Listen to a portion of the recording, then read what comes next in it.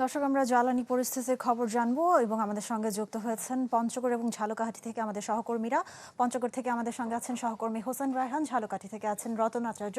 শুরুতে আমরা একটু পঞ্চগড়ে যেতে চাই সহকর্মী হোসেন রায়হানের কাছে। রায়হান, আপনি যে ফিলিং স্টেশনটিতে আছেন এবং পুরো সার্বিকভাবে পঞ্চগড়ের জ্বালানি সংকটের সর্বশেষ খবরাখবর আমাদের জানাবেন। সামিয়া, আপনাকে জানিয়ে রাখি, গত রাত থেকে পঞ্চগড়ে প্রচুর বৃষ্টিপাত হচ্ছে। আপনি লক্ষ্য করছেন আমার পিছনে, কিন্তু বৃষ্টির মধ্যে ভিজে মানুষ তেল জ্বালানি সংগ্রহের চেষ্টা করছে। আমি শহরের ঢাকামারা এলাকায় অবস্থান করছি। এটি কাঞ্চনজঙ্ঘা ফিলিং স্টেশন। এখানে 3 দিন পর এই ফিলিং স্টেশনে পেট্রোল এবং ডিজেল এসছে।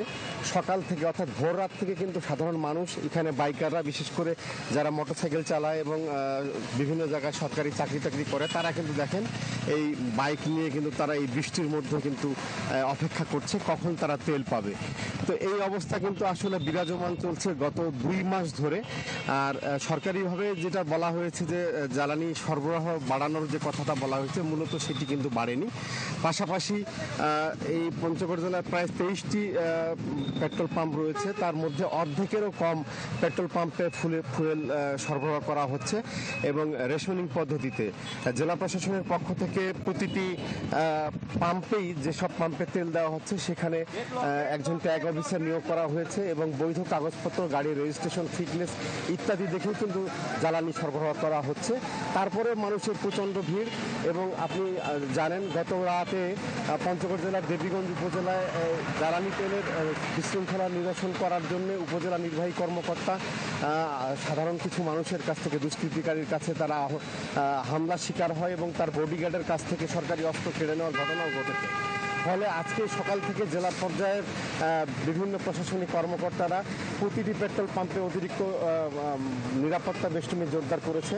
এরই মধ্যে মানুষ ভিজে তেল সংগ্রহ করছে।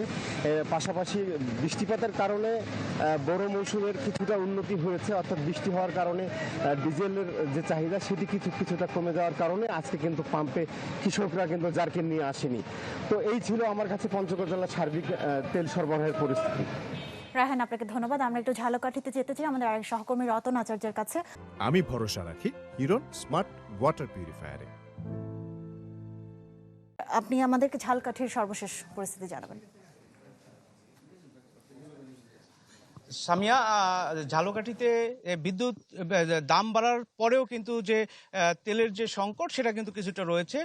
তবে যে পেট্রোল পাম্পগুলো রয়েছে, সেই পেট্রোল পাম্পগুলোতে কিন্তু এখন তেমন একটা ভিড় নেই এবং বাইকারদের বা অন্যান্য যানবাহনদের যে যা চাচ্ছে, পেট্রোল পাম্পগুলো কিন্তু সেই ধরনের তেলই দিচ্ছে। আমি এই মুহূর্তে রয়েছি ঝালকাঠির যমুনা অয়েল যে ভাসমান বার্জ ডিপো রয়েছে ঝালকাঠিতে, সেই বার্জ ডিপোতে। আপনি জানেন যে এই বার্জ ডিপোটি 2 বছর যাবৎ বন্ধ ছিল এবং আজ সেটি বাস ডিপো এইটা উদ্বোধন হওয়ার কথা রয়েছে সকাল 11টায়। এই বাস ডিপোটি যদি চালু হয়, তবে এখানে যে ডিজেল আছে বা ডিজেল আসবে, সেই ডিজেলের মাধ্যমে কিন্তু দক্ষিণ অঞ্চলের যে চাহিদা, সেটা কিন্তু মেক আপ করা যাবে। আপনি জানেন যে ইতিমধ্যেই কিন্তু 3.5 লক্ষ লিটার ডিজেল এই বার্জ ডিপোতে এসেছে এবং আজ থেকে এই তেলগুলো কিন্তু দক্ষিণ অঞ্চলে দেওয়া হবে এবং 2 বছর যাবৎ অবিকৃত অবস্থায়ও কিন্তু পড়ে রয়েছে এখানে 75,000 লিটার ডিজেল পড়েছিল। সেই ডিজেলও কিন্তু আস্তে আস্তে উত্তোলন করে এই এদের যে ডিলার আছে, সেই ডিলারের মাধ্যমে